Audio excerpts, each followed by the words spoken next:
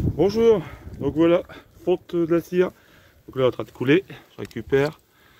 J'ai eu peur que ça tombe dans le brasero.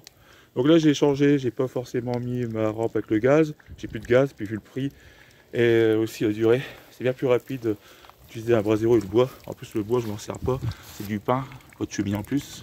C'est des arbres qui ont été coupés à la maison. J'ai conservé le bois, puis là, au nickel. Bon, j'ai quand même mis ici une grille supplémentaire pour éviter que ça touche ici le morceau de grillage soudé. C'est que la peinture, pour une première utilisation, j'ai préféré mettre une protection. Donc c'est rapide, en gros 20 minutes. 20 minutes pour obtenir la cire, donc c'est nickel.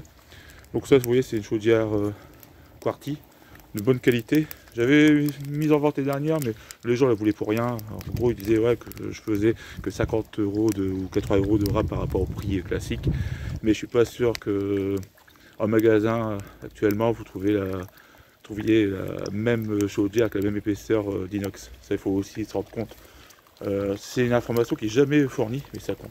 Là, c'est vraiment du lourd, c'est une chaudière de qualité. Donc bon, là, je me rends compte avec le bois, ça peut faire l'affaire. Ça marcherait bien. Donc je pense que je vais la conserver, j'ai bien fait de ne pas la vendre. Donc à l'intérieur, vous avez une sorte de panier avec 10 cadres de corps. Et vous avez un fond plat troué qui permet justement de récupérer la cire. Et en dessous, vous avez l'eau. Et soit que sur de la chaleur, l'eau s'évapore.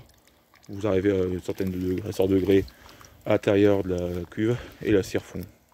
Et on la récupère. Voilà. Donc là, je vais... Bon, il y a 2-3 choses à régler. Les petites projections de cire. Il faudra que je mette en hauteur. J'aurais dû mettre un parpaing sous la casserole. Mais bon, c'est un essai, c'est tout. Donc là, ouais, je suis satisfait. En termes de rapidité, ça va.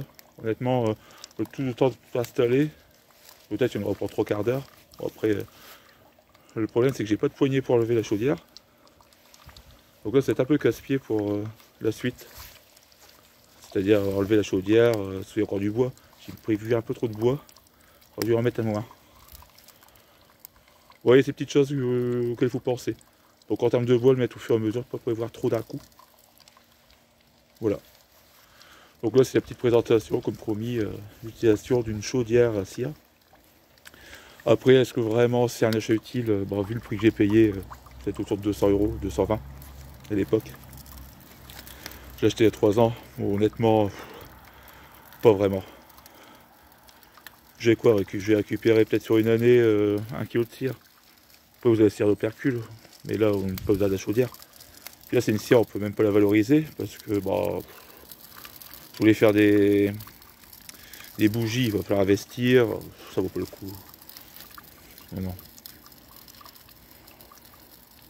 Bon, après, si vraiment vous voulez vous faire plaisir, essayez de trouver une chaudière d'occasion ou une chaudière fonctionnant à l'électricité. Vraiment, si vous voulez pas vous embêter avec du bois et un feu. Bon, l'avantage de le faire là, maintenant fin novembre, c'est que je suis pas embêté avec les abeilles ni les frelons. Parce que j'aurais fait ça il y a 15 jours, 3 semaines. J'aurais eu les abeilles, mais aussi les frelons asiatiques, parce qu'ils sont attirés par l'odeur de la vieille cire.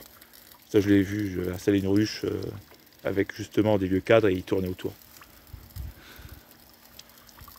Donc voilà, voilà. Allez, à bientôt, puis bon, une prochaine vidéo, j'espère, sur une thématique nouvelle.